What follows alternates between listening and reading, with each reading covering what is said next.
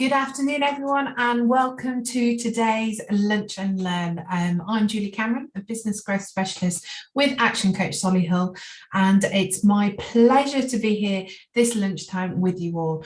If you're joining on Facebook and LinkedIn this afternoon, then please do say hello. Let me know of any questions or comments that you may have, and I will do my utmost best to answer them. So what we're talking about today is all about life success and making sure that we know exactly what we need to be doing to be that superstar success in life. So our first lesson today is what we call the point of power. So when I'll put all these up on the screen, oops. Here we go.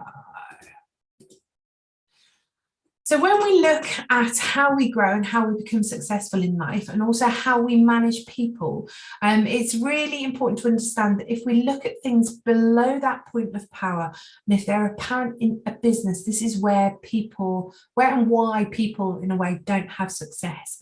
So if you look at a lot of companies, you will see that many actions that relate to below the point of power, they live by blame, they live by excuses, and they live by denial. But what does that actually mean? So if you look at your employees, you'll find that you have got a lot of employees who blame others, or you've got a lot of employees who are in denial. They think that they are the world's best person, but they're actually not that great at their job. And you've got a bunch of employees that come up with excuses all the time. What you've got to do is start looking at it all. And I suppose one of the questions that you need to ask is, how have I managed it, or how have I created this environment?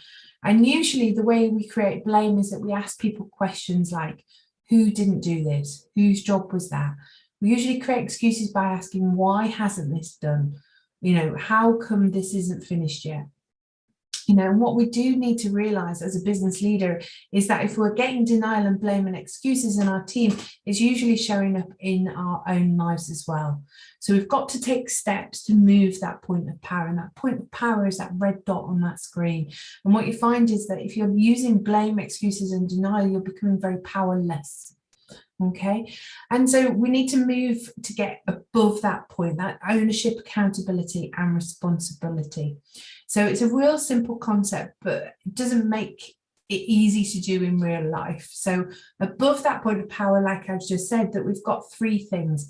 We've got to look for accountability, we've got to look for responsibility, and ultimately take ownership for what's going on in our life. If I see people in failure mode, it's usually because they're blaming others. They're pointing the finger, or they're doing, all of that stuff, denying. However, if I see people in success mode, it's because they've taken responsibility for what's going on in their lives. They know that if things are going to change, they're the ones that are going to have to make the change to begin with. So it's really important for us, if we're focused on a successful outcome, to be great entrepreneurs. That's what we need to do. We need to get the right mindset. You need to get yourself in that right space so that you can be a success. Now, the second point I want to go through is one about failure. Most people see failures as, making a mistake or doing something wrong, or, I failed at that. No, the only way that you can fail is not to attempt. It's not to try. That's the only way you can actually fail in my mind. When you don't give it a go, that's failure. When you don't try, that's failure. The people that don't really participate in life are the people that don't give life a go or a try. They're the ones that are failing. What we have to realize is that life's quite a short prospect. I don't know if you guys out there on Facebook or LinkedIn have ever worked it out, but life works out to be about 4,000 weeks long. 4,000 weeks long. So if you're 40, for example, and we're saying that the average person will live till about 80, it means you've already done about 2,000 weeks. So you've got 2,000 to go. And that's only if you take good care of yourself physically.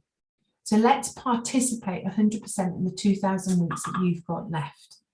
You know, don't wait and say, I'll do things later. You know, give 100% and you'll get 100% in return. And that's exactly what that kind of, that slide on the screen is saying. It's the only failure is the failure to participate. You know, it's that failure to join in, that failure to give it a try. So as a business owner, what is that one thing that you're going to try this afternoon to make a change in your business? Because if you give 100%, you'll get 100% in return.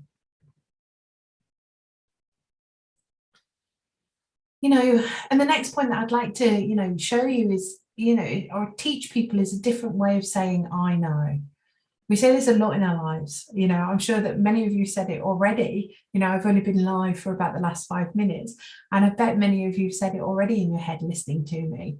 You know, what I want you to think about is this. When people say, I know, or I already know that one, or I already learned that once, the reality is that they're not opening up their mind to any fine distinctions. You know, and it's those fine distinctions. It's them, and it's there where we'll actually get the most learning. You know, for example, we all know about goal setting out there. Everybody knows how to set a goal. Everybody knows how to make a plan, but it's that defined distinction on actually how to do it with massive success that actually brings in the great and the real results. It's those fine distinctions. And so that's why I always replace the words I know with isn't that interesting? Because it opens me up to a potential of learning more. It opens me up to a potential of becoming better. It opens me up to the potential of knowing more about what it is that I need to be able to do to get the results that I need to get. So when you sit down and you catch yourself saying, oh, I already know that, just remember, if until you're using it 100% in your life, until it's working for you at 100%, it's not something that you know yet. It's just something that you recognize. And recognition is different to understanding. Recognition is different to wisdom. Wisdom can only come through application. And that's where when we teach people, we get the feedback from them, you know, that they love what we teach. From that pure perspective, it's actually what we do. You know, so we have that wisdom because we have done it. We have been there, and it's only through the application of doing it that people will actually learn. It's not what theoretically should work. It's not what the professor taught us. It's what we do. And so that's where wisdom comes in for you and for everybody around you, from actually applying what you've learned. So when you hear yourself say, I know, change it to, isn't that interesting? Stay above that point of power and remember to participate fully. So there were some of the lessons of where we have to start to be success in life. So remembering when you're moving through your business journey about that point of power, about that, you know, isn't that interesting, you know, and about participating 100%, you know, but now we move on to how do we actually do it, you know, and first and foremost, it's all about mindset. You know, what is it that you're going after? Is it that you're going after security or freedom? Now think about that for a second, because there's massive implications of going after security versus going after freedom. You know, when you watch people go after security day in, day out, you understand exactly the way they're making their decisions versus those that are going after the freedom decision. Then you take a look at your decision making. Is it based on short-term or a long-term basis? I mean, I know for me, I've always tried to be someone that's going after that freedom rather than security. You know, I think I've always said that freedom is what I'm trying to achieve. I've watched people in jobs and, you know, and I sit there and I think they've found security. But in reality, the more secure, you have more security in your own business with thousands of customers, but it takes work to do that. It takes learning and it takes knowledge. Now, and one thing that you also need to think about is that most people make short-term decisions. They jump from one thing to another and try and do it short-term, short-term, short-term. Whereas those of us who stick with something longer term, we invest the time, the energy and the effort to become really good at something, to be really great at it. You know, they say it takes 10,000 hours to become a master of any project or any skill, of any topic or any skill. You know, and the final one that I want to look at on decision making is on a philosophical basis of scarcity versus abundance. You know, the majority of people that we see out there have this scarcity mentality. They're always worried, is there enough? You know, so are there enough customers out there? Are there enough people that are wanting my product? Is there enough, we've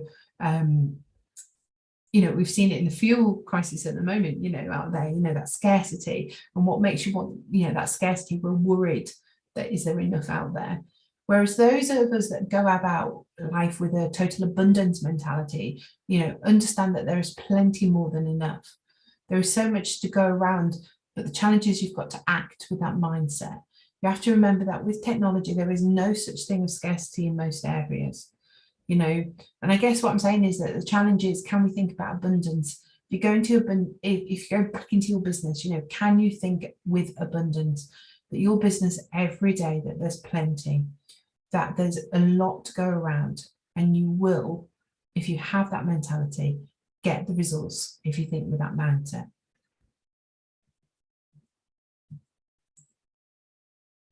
And the next area that we're going to have a look at is the understanding of how money is made today and understanding where our success comes from. You know, and as you can see on the slide, you know, the first age, you know, money came from land. You know, people made money by work and the land. And if you didn't own land, you couldn't be rich. So what you found was that the royalty made the most money because they owned the most land. You know, how did you get land?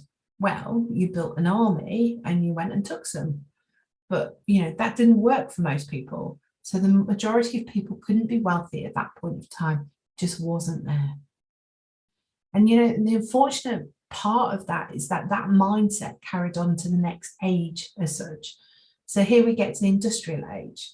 You know, now you can actually become wealthy, not by owning a lot of land, but just by having a factory, just by having one building or that one thing that you can actually do. So a lot more people created wealth in the industrial age, and the wealth started to spread far easier and far more widely than it did previously.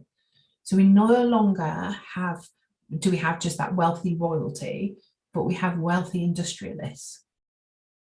You know, and then finally we've hit that final age, you know, that information age.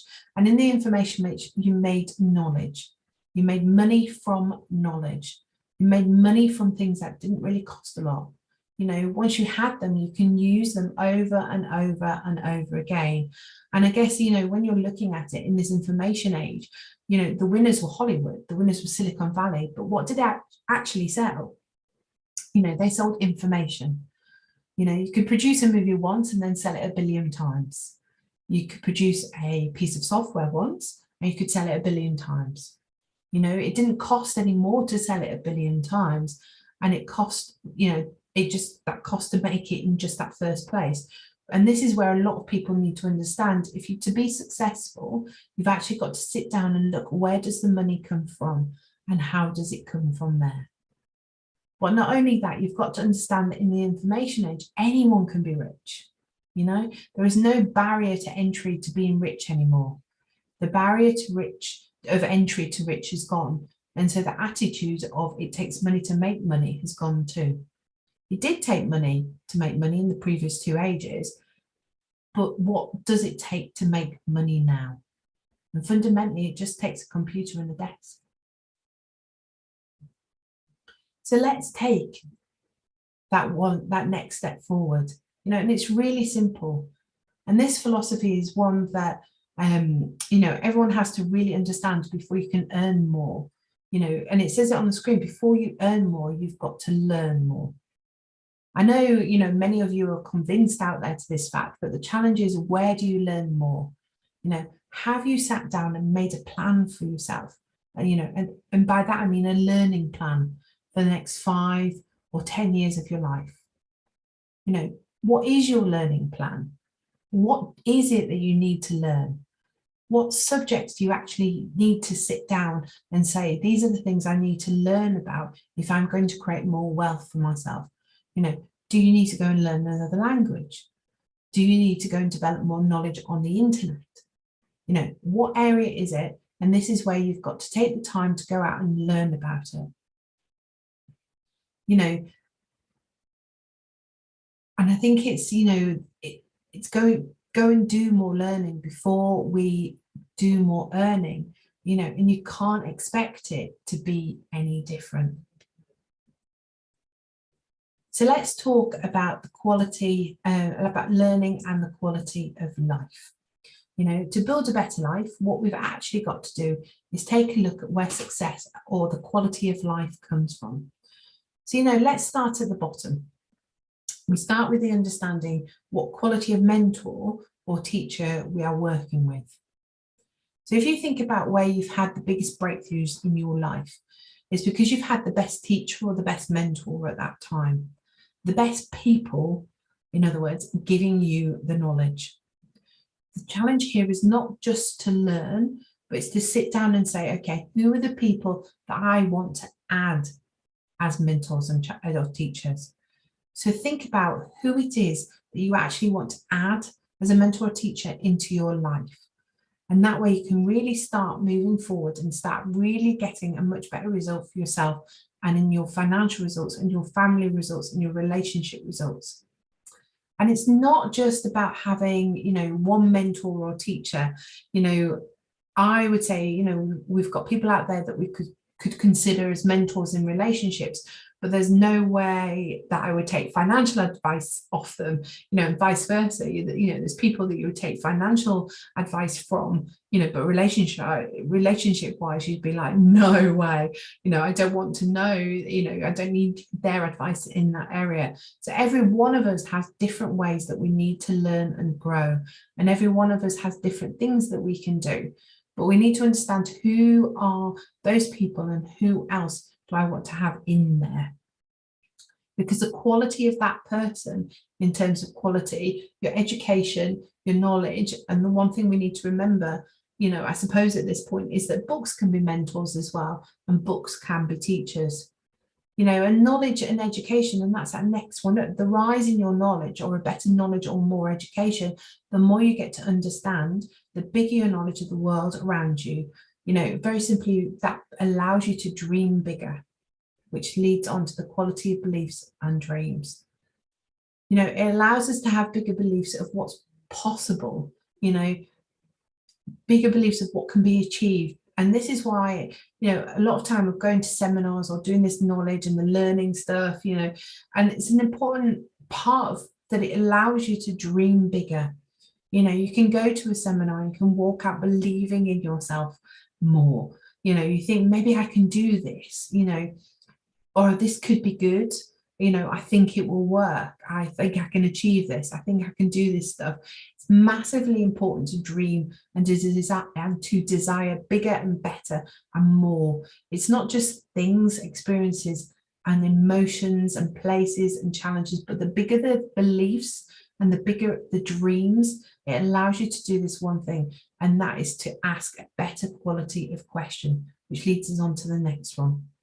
But what do I mean by that? Well, you know, a lot of people out there sit there thinking about their whole day, you know, and they're sitting there going, you know, how do I pay the bills? Well, you know, they're questions of themselves, you know, how do I get by? How do I feed the family this week? How can I make wages? How can I? You know, it's not a big enough question. Our question is so small that the answers have to be small. You know, if we start asking better questions, and this is why, you know, having a coach is such a powerful thing for people to do, because, you know, having a coach, the reason it adds so much, I guess, you know, power, I suppose is the word that I would use, you know, because they ask you better questions than you would ask yourself. So when you dream big, you get better questions. And, you know, when you catch yourself this week asking yourself those small questions, turn around and start asking bigger questions. You know, so for example, when people walk in and they say, oh, I can't afford that, well, stop making that statement and turn it into a better question. You know, how can I afford that? How can I even afford that habit? How can I actually have someone else to pay to do that for me? How can I build something? You know, how can I do it? Don't make the statement that you can't afford it. Make the question of how I can make it happen. So every one of us needs to ask those better questions. And the way we do that is by having better teachers who give us better education, which means we dream bigger, which means we ask better questions. And better questions can lead to better decisions, because without great questions, you're not going to make a great decision. If all you ask yourself is, how do I pay the bills this week? Then the only decision you're going to make is what I do. More of the same stuff, I work harder, I do. That kind of thing. That's not a great decision. You know, a better decision comes from a bigger question. The bigger the question is, I guess, how do I create the world's best business in my industry? You know, or how do I create, you know, these are better questions. So how do I create? It's a better question that you need to be asking for yourself.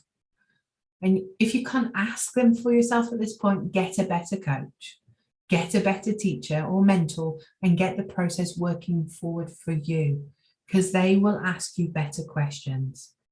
Because obviously better decisions, as it says on there, lead to better actions.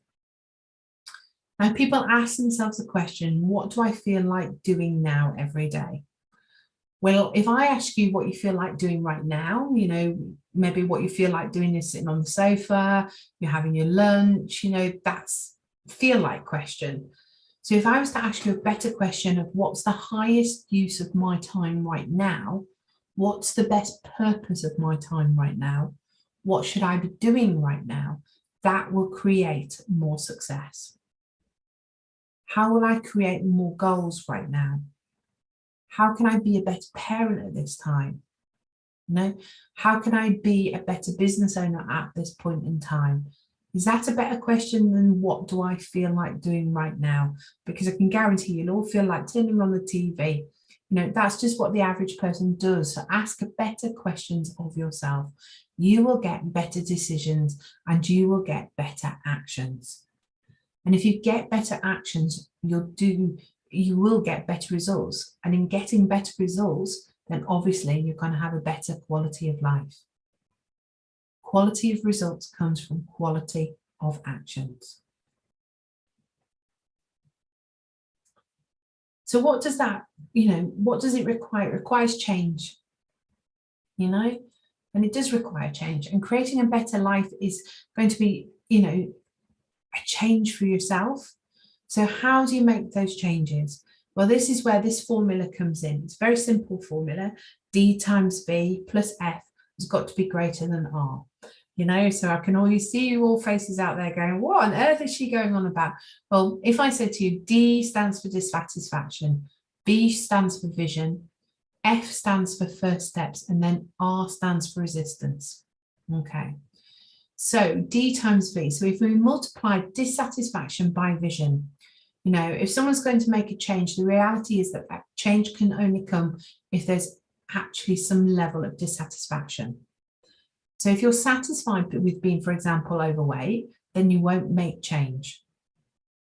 If you're satisfied with being average, then you won't make change. If you're satisfied with where you're at, and this could equally be high performance, then you're not going to change. I mean, you know, if you're satisfied with life and therefore you just sit back, possibly rich and happy, and you don't do much more at that point in time because you haven't reset your goals, you haven't created more vision for yourself. When you hit that level of satisfaction, what happens is that you hit stagnation and you stand still. So we've got to look at those areas of dissatisfaction and start acting now. Sometimes we have to have goals bigger than ourselves. And that's part of this formula for change. So dissatisfaction has to be multiplied by vision. What is the goal? What is that purpose in life? We all know people that are dissatisfied with their life, but then aren't making change. You know, they aren't doing anything differently. So how does that work then? Well, you've got to build a vision of what's possible. You've got to build a vision of what it is that they want, you know, a vision of where they want to go to. And they've got to build belief in that. So dissatisfaction and vision multiplied together. And then you're going to know what to do. Learning what to do is a big step, a big kickstart in it. You can have all the dissatisfaction, all the vision in the world, but if you don't actually know what to do, then it's never going to happen. Now, overcoming resistance. Where does resistance come from? Resistance comes from other people. Resistance comes from within. Resistance comes from our beliefs, the way that we've always done it. Resistance can come from other ways, different ways, but the reality is the most resistance comes from us, our own thinking. We stand in our own way in many different ways. So we've got to sit down and start saying, well, okay, how do we actually build this formula for change to work for us? And I suppose a perfect example of this is a sales scenario. So this formula can be really important. The satisfaction of customer. If they don't have dissatisfaction with their current supplier, why on earth would they come and buy from you? So they don't have a vision of how yours is different or better than their current supplier. Why would they buy from you if they don't know that's first steps? And then you've got to overcome their resistance.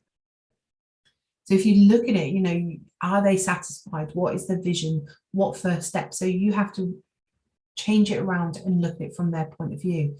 And that's why this formula can be applied in lots of areas, but it's the resistance, So let's look at where I find resistance comes from, from the most for people to become successful.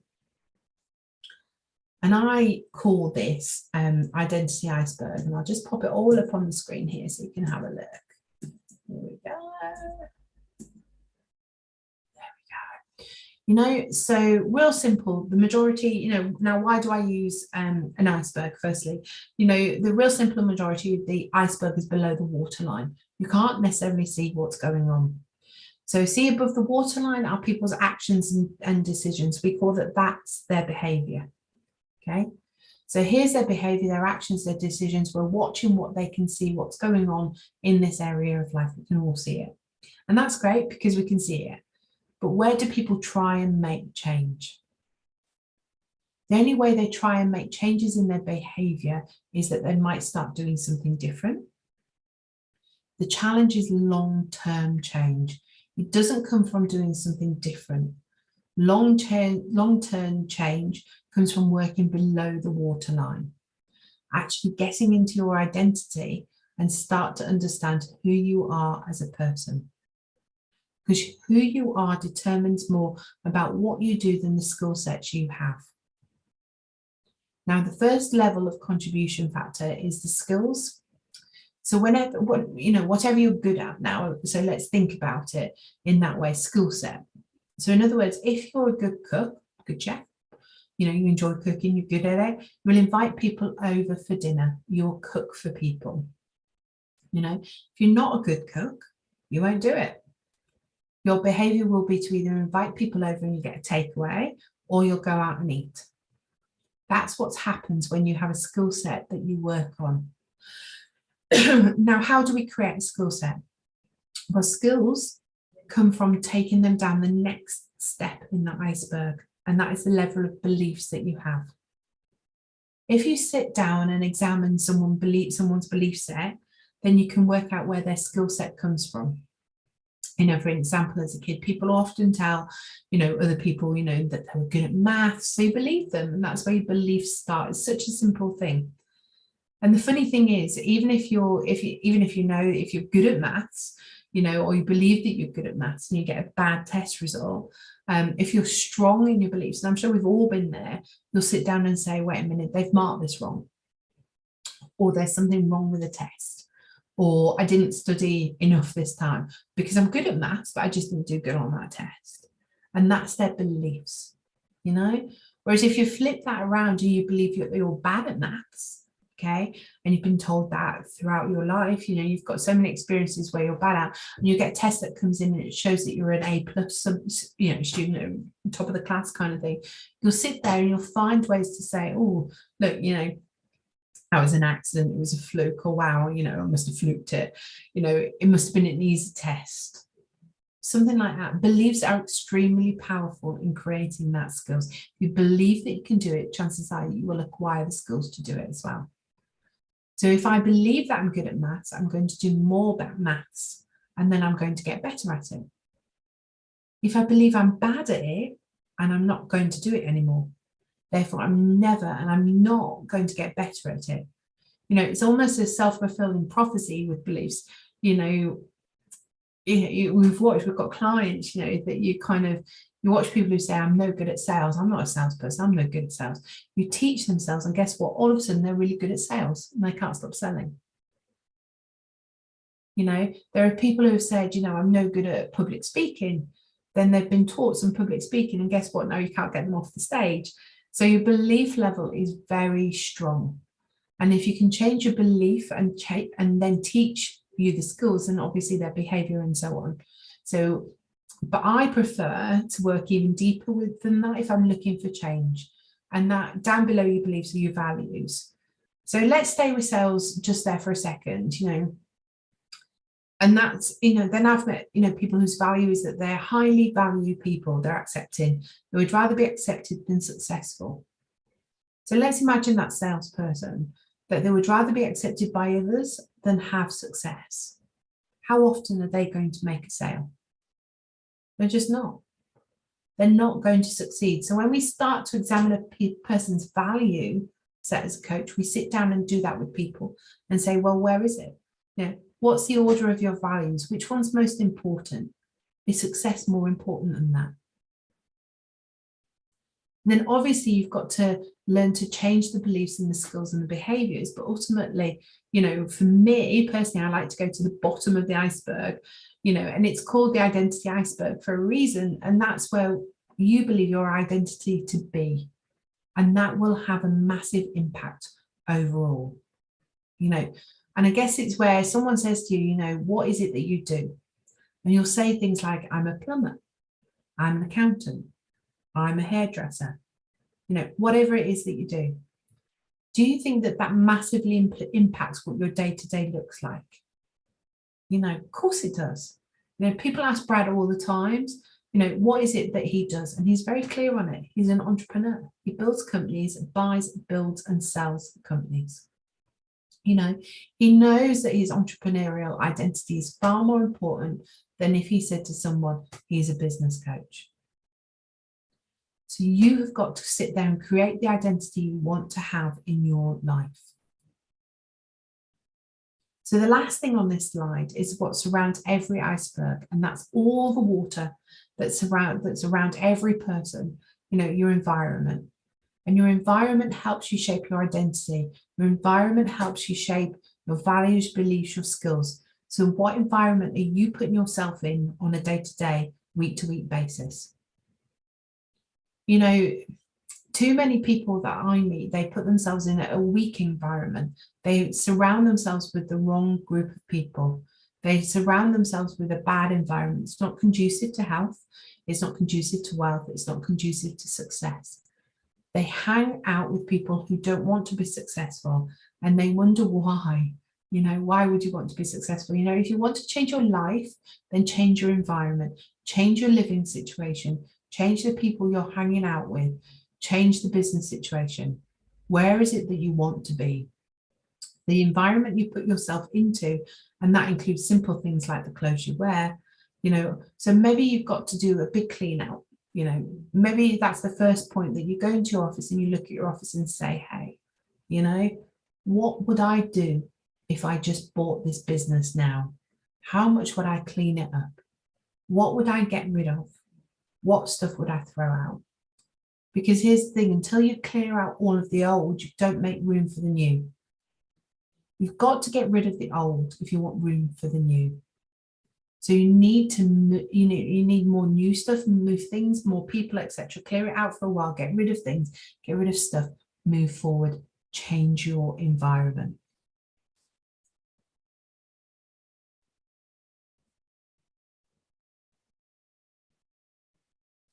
And this brings me to the formula of success.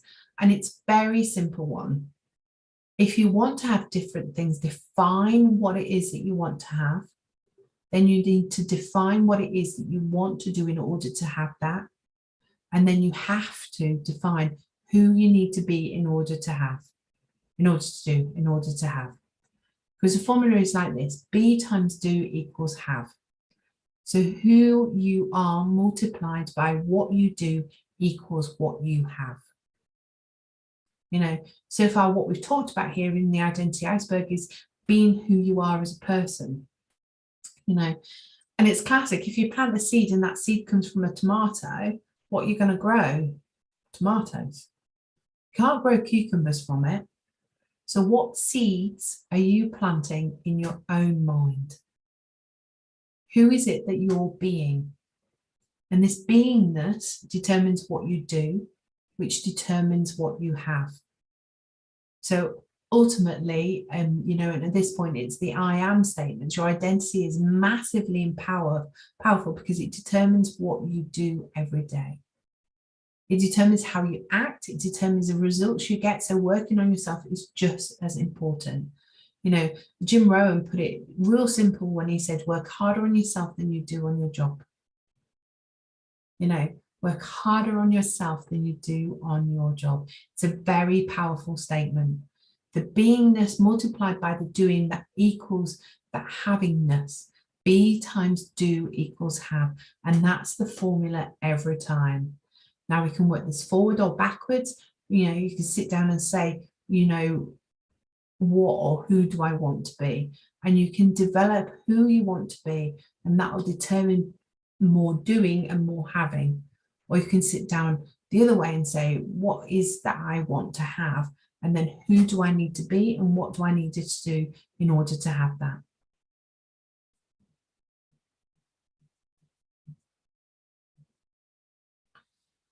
Now take this one-step formula, and the formula that I want to teach you now is a very powerful one. It's a four-step formula for having the life that you want, and it starts with your dreams.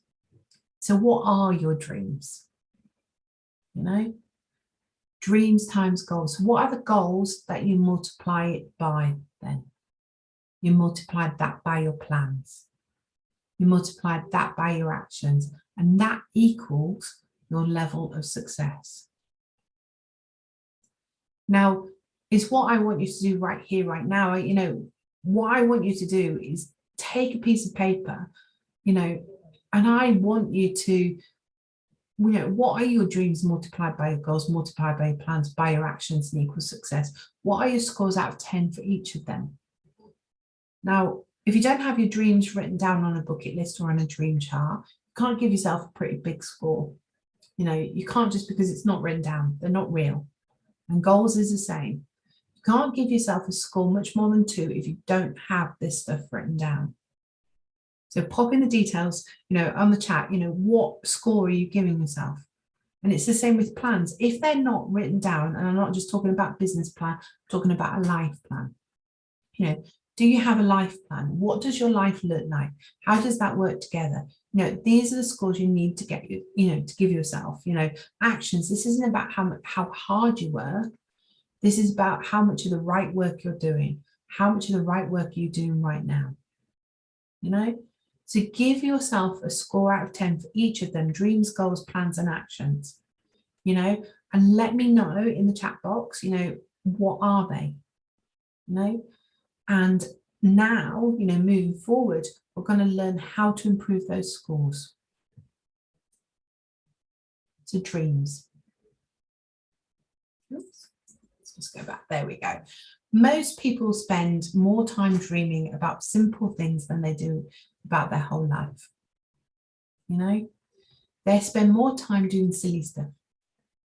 So what I want you to do is start with a bucket list.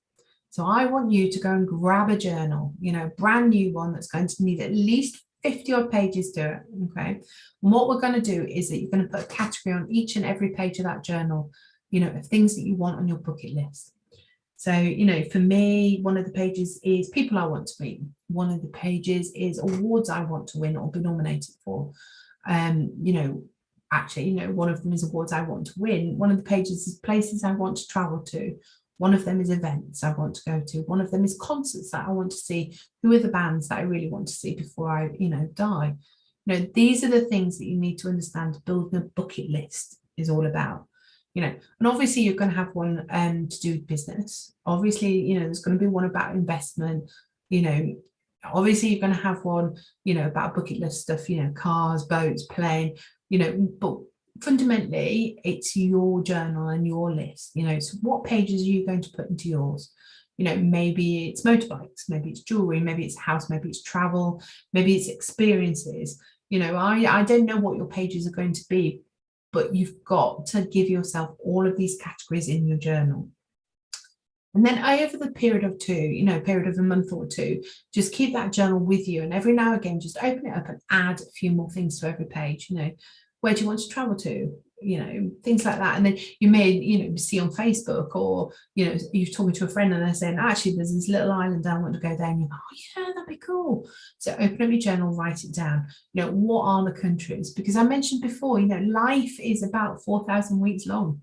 So let's say, you're 40, you've only got 40 summers to go. So where are you going to take off in those 40 summers? And it's really interesting, because the moment you have all those dreams, now you've actually got a reason to get to work, because it's like before you were satisfied, but now all of a sudden satisfaction levels have changed, because you can see what else there is to go after. You're dreaming. Now, once you've done that bucket list, then your job is to turn it into a dream chart. Now I don't want you doing a dream chart before you've done your bucket list, because all you're going to do is cut stuff out of the magazine and put it on there, and it might not look like the kind of direction that you want to go in, but that doesn't mean that it's not the direction you want to go in. But I want you to take your time over it. So once you've got your bucket list, it actually makes the dream chart real, because now you've actually got things written down. So find pictures, go to the internet, find a picture, print it out, use that on your dream chart, find magazines of all the things you want. And I want to see you have a dream chart that's real, things that you actually want to have in your life. So build that bucket list by category, then build the dream chart over the next week or so. So we need to look at managing our life. First of all, I want you to start with the categories in your life. Now, you can do this in the same journal if you like. You can do it in another spot, but list down all the categories in order of value and importance. In other words, you might have one of family, you might have one of business, you might have one of health or educator, or health and physical advancement, or it might be education. Now the second stage is developing roles within it. So let's stick with family, because that's something that everyone can understand pretty easily out there. But once I develop my category, and then one as family is a massive area of importance. So I sit down and work out the roles that I have within my family. So for me, I have several roles. One of them is daughter, one of them is sister, one of them is mother, one of them is wife, one of them is, I'm a cousin, so what are the roles as a family member, and I sit down and I develop an I am statement around that. Like, what type of mum do I want to be to my child? What type of daughter do I want to be? These are things that we need to sit down and say, and look at, what type of sister-in-law do I want to be? And this is the thing that every one of us needs to do to succeed. Write it down and say, how does this work? What do we need to do? How do we need to put this together? And this is where the I am statements are massively important around each role. And you need to give it adjectives. You need to give it description. Don't just put down, I am a mum. You've got to say, I'm a fantastic, amazing, supportive, loving, educated, and strong leadership orientated mum. I don't know what your words will be, but you've got to come up with something that really describes it for you and describes it for the people that it relates to, and then finally, then what we have to do is put a goal on each of those roles. One of the things that I like to do with each role is determined, is it a daily, a weekly, or monthly? So, for example, the role of being a daughter is not a daily role, that's a weekly role, or it could be a monthly role. The role of a sister-in-law is a monthly role, the role of cousin, potentially mother, monthly role. But, so have I spoken or kept in touch with my cousins, that kind of thing. Then what are my goals for each of them? Well, what's my goal for being a wife? What's my goal for being a mum? And this is not just about family, but it could be, health category, and one of your roles under there might be, I am a runner, fantastic, motivated, inspiring runner, or it might be that you're swimming. What are the different roles? What are the goals?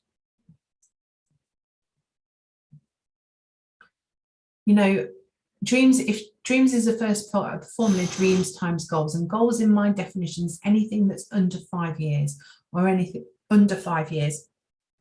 We use a specific, measurable, achievable results are at a time frame or a SMART test on each goal that is written. Okay, when you sit down and take a look at it, if we've all got these, categories and all these roles, now you've got a way to create goals that's easy. Most people, when they sit down with a blank paper to create a role, they don't know how to do it. So let's start with our dreams. Dreams becomes goals as they get closer and closer to being achievable. We now set out to set them as a goal inside 5 years, and then 3 years inside, and one, in the next 90 days, and so on. But it starts with developing what are the categories in my life that are important. What are the I am roles within these categories? And then what are my goals underneath all of that? Because having clear, specific, measurable goals is a massive part of your success. Now let's just go through specific. Why does it need to be specific? Mainly because how do you hit an endpoint? If you don't know specifically what the endpoint is, most people's goals are so fluffy and so airy-fairy that they can't achieve them. So what's your goal? To make more money? That's not a goal. I want a specific goal, and it could be, I want to be making 1 million a year by 2024. That's specific, and it's also measurable as it's got a number associated with it. Better results orientated goals are about what to do there, about what you want to have as the end result. Most people write to-do lists. And I'm a classic one for saying this. Have you written your to-do list?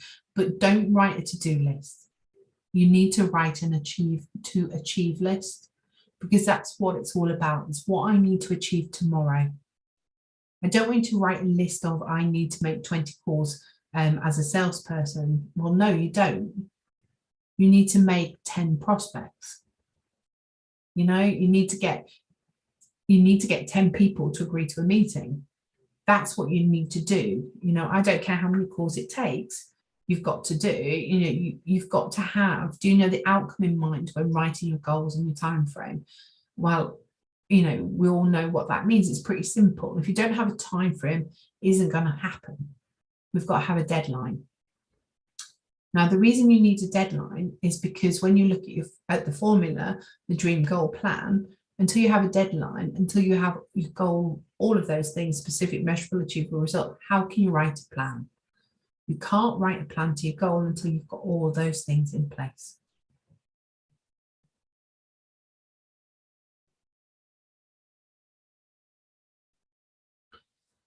And a very simple formula about goal achievement is the clarity of the formula, the clarity of the goals times the action equals success. So without the level of clarity around your goals, written, documented, specific, measurable, achievable, result orientated within a time frame, what a mouthful, but without it, guess what? It's not going to happen.